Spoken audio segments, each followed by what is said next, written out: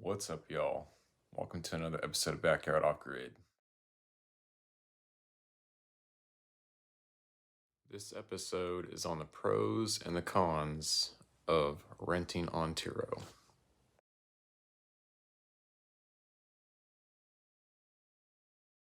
Ich würde dich gerne lieben. Ich liebe dich so sehr aus Kalifornien.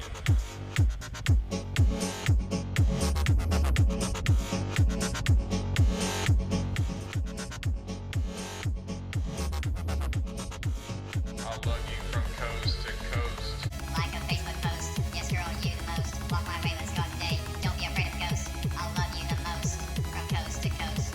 Ich liebe dich. What's up, y'all? Welcome to another episode of Backyard Off Grid. Pro number one, you get somebody else that wants to rent your vehicle to take it wherever. If it's a Jeep, yeah, they can take it off-road, but they're responsible, so that's one pro. Here's one con, the possibility that they might get in a wreck. I mean, the vehicle does have insurance, it's covered up to $750,000, at least that's what I have it at.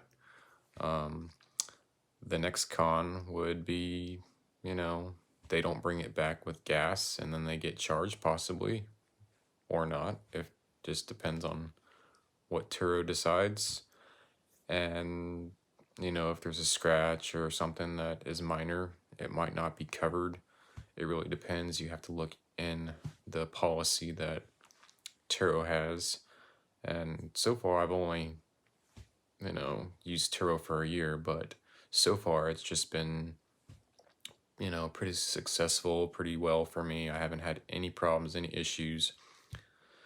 Another con is just, it's your baby, it's your vehicle, so you're constantly worried about it and wondering if it's going to be okay or if they're racing it or using it for illegal activity. One pro is just, somebody else is paying that note, of course, but, if the vehicle's not being driven one day by you, like say, I have two vehicles that I mainly drive for Uber and Lyft. I have my Tesla that I use for Lyft. I don't have the Jeep on Lyft, but I have the Jeep on Uber.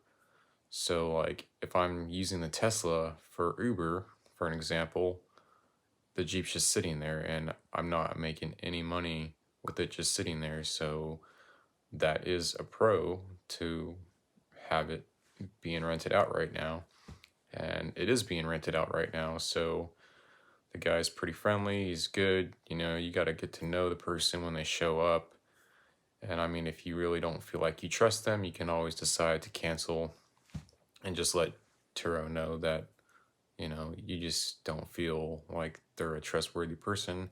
But, there is a driver's license verification process and everything. So Turo has always been pretty positive about that. So I haven't had any issues.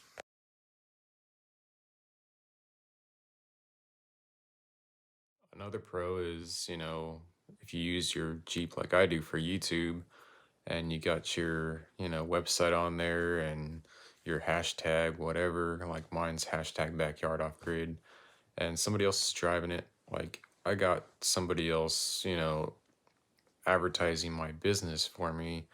And if they really like the vehicle, like I know people like Jeeps a lot. So if the guy that's, renting my Jeep out, if they like it so much, I might be able to offer them a discount. They might want to rent it again. And that's just continued business.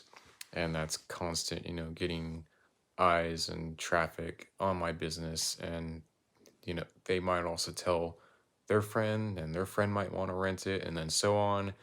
And then pretty soon I will have built a rental business just by renting my Jeep out. So the plan is to probably get maybe another Jeep. Who knows? I might get a Jeep Gladiator.